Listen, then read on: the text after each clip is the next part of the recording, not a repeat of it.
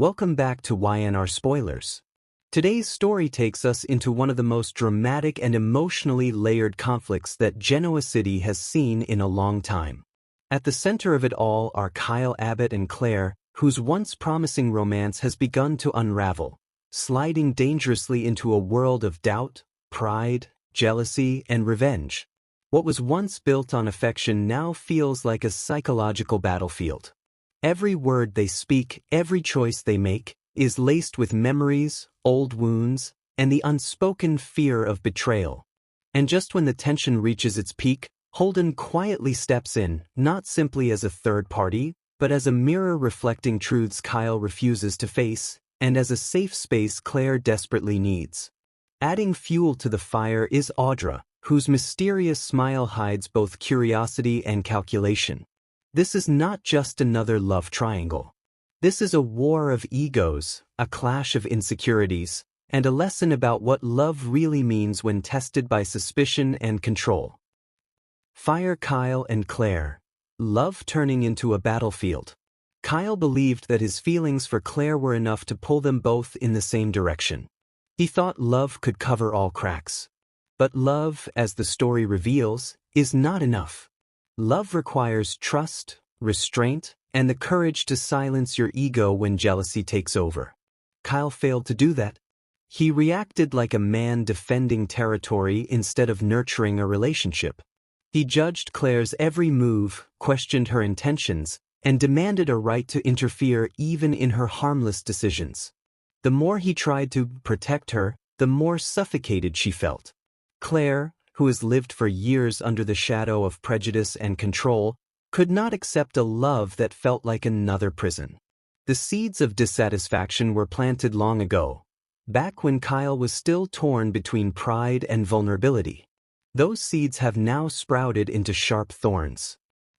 Cityscape at dusk. Holden's entrance, a breath of freedom. And here enters Holden. Not as a rival in the traditional sense, but as a safe coordinate for Claire. He doesn't overwhelm her with demands, doesn't try to possess her, doesn't even pretend to be more than what he is, a companion. When Holden invites Claire to Los Angeles for sightseeing, it seems like a small gesture. But to Claire, it is a window of freedom. Kyle, however, cannot believe in such simplicity. His jealousy ignites. He sees Holden not as a friend, but as a threat. And in his panic, Kyle shows his darkest side, sarcastic clapping, bitter accusations, even invoking the name of Victor Newman as if power and influence could cover his insecurity. But Holden remains calm. His quiet presence exposes Kyle's deepest fear, that protecting is not the same as possessing, that loving is not the same as controlling, and that trust cannot be built on suspicion. Audra, the smile of a villain or a strategist. Watching all this unfold is Audra. She doesn't need to attack directly. She doesn't even need to say much. With a half smile, a casual question, or a subtle reminder of Kyle's past mistakes, she pushes the cracks wider. She knows exactly when to raise an eyebrow, when to mention Holden's trip, when to let silence work as poison. Audra doesn't light the fire, she just throws straw into it, making sure the flames rise higher. Her agenda isn't love. It's power. She sees Kyle's instability, Claire's cold resolve, Holden's balanced calm, and Victor's shadow looming over everything. For her, every emotional storm is a business opportunity. If Kyle collapses under jealousy, she can use the fallout to reposition herself, even restore funding to Vanti by leveraging Kyle's chaos. Crossed swords. The turning point, Kyle's ego versus Claire's freedom. The conflict sharpens when Kyle accuses Claire of using Holden as part of a revenge stunt. But in saying that, Kyle exposes his own deepest insecurity, his fear of being treated the same way he once treated Claire. Claire, instead of arguing, responds with calm coldness. She tells Kyle that Holden is simply a friend, nothing more. But more importantly, she asserts her freedom of choice. She doesn't need permission to live, to see friends, or to breathe. This decision terrifies Kyle. Because Claire's strength means he no longer controls the narrative. For the first time, Kyle realizes that his attempts to protect are really attempts to control. Tornado, the clash escalates. Love, ego, and the fear of loss. Kyle insists he's trying to protect Claire. But protect what? Protect her safety, or protect his fragile ego? That is the real question. If protection means listening, respecting, and giving space, then yes, it's love. But if protection means suspicion, punishment, and control, then it's nothing more than insecurity disguised as care. The more Kyle shouts, "I want what's best for you," the more Claire hears, "I want what's best for me." This is why Claire finally lets her actions speak. She chooses Holden's companionship not as romance, but as a symbol of her independence. She will walk through Los Angeles not as someone's possession, but as her own person. Sunglasses, Audra's game, from emotional chaos to corporate gain. But for Audra, the drama is only a tool. She sees Kyle's meltdown not as heartbreak but as leverage. She hints that Kyle's emotional crisis could be used to restructure funding, creating a path for her to step into greater influence. Kyle, however, threatens her back, promising to destroy her reputation if she exploits his pain. For Claire, this is proof that Kyle is willing to drag everyone down with him just to protect his pride.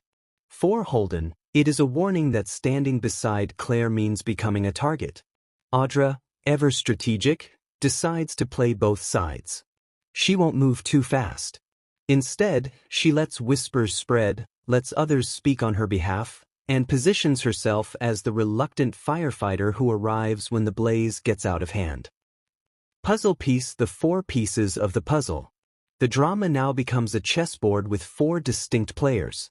Kyle, a man torn by jealousy, blinded by fear, unable to separate love from control. Claire, a woman reclaiming her freedom, refusing to be defined by someone else's insecurities.